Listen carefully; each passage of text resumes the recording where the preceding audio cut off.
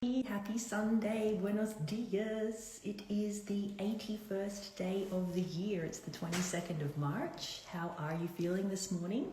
It is a cold and cloudy and grey and rainy day here in Veliko Tarbano. You can probably see by the light today. The light in my studio is completely different to how it has been on these beautiful sunny days that we've been having. So it's definitely putting off a lot of yin, quiet, let's stay inside and be, comfortable and under the covers kind of a day. A very, very different energy on this Sunday morning. How is it where you are, wherever you are in the world? Take a look outside or spend a few moments outside if you can and just connect with the natural world. See how you're feeling. Notice what's happening around you. As I said, the light has definitely changed here and it's pretty incredible to watch how the change in the weather, the temperature going a little bit cooler, the sky being grey, the rain falling, it definitely changes the environment very much, and that in turn changes the way you feel and your motivation levels and all those kind of things. So check in with the natural world around you this morning and notice how that is having an impact on you. Remember that you are part of nature and everything in nature is a cycle. It looks like the cycle of nature here today is a grey, rainy day, but as it's a Sunday, which is a day of rest and a day of yin, restoration and relaxation, it's actually working out perfectly. So as I said, we're on day 81 of the year already. And according to 365 Tao by Deng Ming Tao, our word for the 81st day of the year is sailing.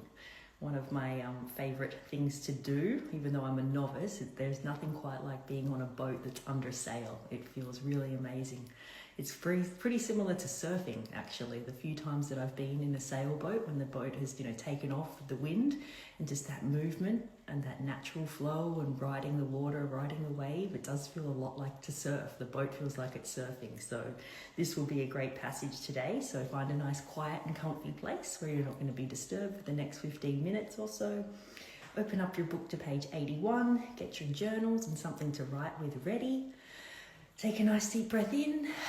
With a long exhale out, down-regulate your system, be present, be here and now, and let's start reading together on the 81st day of the year on the subject of sailing. Infinite expanse, sleek ocean teeming with life, turbulent, virile, ever-moving speed, seamlessly laid to the brilliant sky.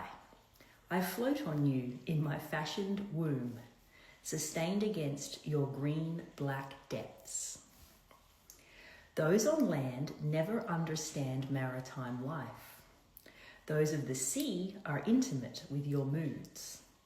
They navigate but are ultimately helpless. Destinations become useless, drifting the sole reality. A sailor's fears dissolve into acceptance.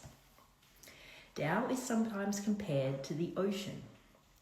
In its depth is immeasurable, its power rules all who enter it. We seek to sail with our knowledge of knots, direction, mathematics and charts, yet our understanding is incomparable to its vastness. The young have great ambitions about exploring both above and below the surface, while the old have given in. They know that there is no other alternative than to accept the ocean and float upon it. One who accepts is sustained. Those who go beyond its terms meet death. Thus the wise say that they float here and there without care. They trust in the overwhelming power of Tao.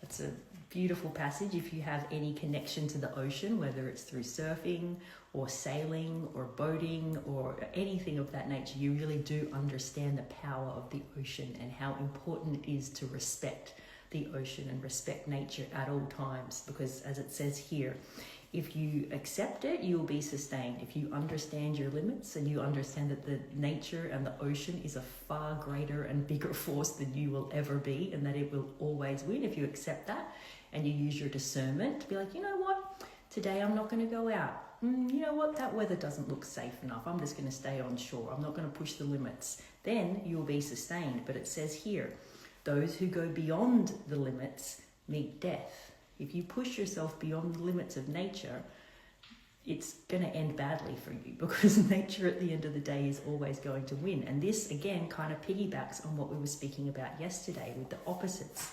And as it said yesterday, to destroy something, lead it to its extreme. So if you push, your limits to the extreme of the ocean, you're probably going to lose, because the ocean is just such a bigger and more magnificent force than you as a single little human will ever be.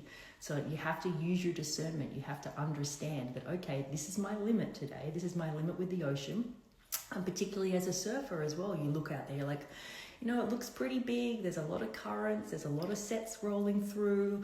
This is probably beyond my limits today. I'm not going to go out. That is wise. That is wisdom. That is discernment. Because if you go beyond your limits, you're either going to get yourself in trouble, you're going to get somebody else in trouble, and then somebody else is going to have to rescue you, and that's probably going to end badly. So it's just having that wisdom and that discernment to understand your own limits, and understanding that something that is nature and something that is as huge and as vast and incredible as the ocean is not something that you want to push your limits with. It's having that understanding that everybody has a limit, and the natural world is always going to be victorious over a single solitary human. So that's an interesting way to think about, the concept of water, the concept of nature, the ocean, and our theme for today, sailing. So if you do spend time on the ocean in some sort of a boat, doesn't have to be a sailboat, but if you do spend time out there on the ocean, you just look out, and it's such a magnificent thing to see, especially if you can't see land. You just feel like so small and tiny, because, in reality, in comparison to the vastness of the ocean, you really are. And it is quite humbling, to understand that there is something much bigger and greater than you. But if you understand your limits, you can actually enjoy the ocean, because there's so much beauty in the ocean, both, as it says here, above and below.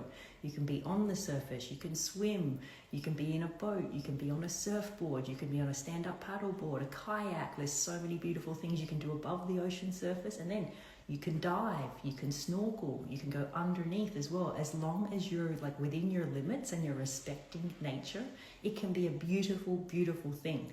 But when you don't respect nature and you do push your limits, it can result in death. And that's pretty much a great summary for a lot of things in life. It's understanding your own capacity, understanding that you have limits as a human.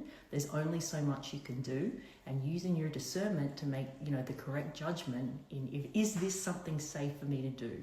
And if not, having the, the self-awareness to be like, you know what? That's a little bit beyond my limits. I'm not going out there today. I'm going to respect the ocean and respect nature. Oh, I just lost my light. So on that note, I wish you a beautiful, beautiful Sunday. This was a really great passage that I encourage you to reread in your own time, and pull out some great sentences here to use as your journaling prompts.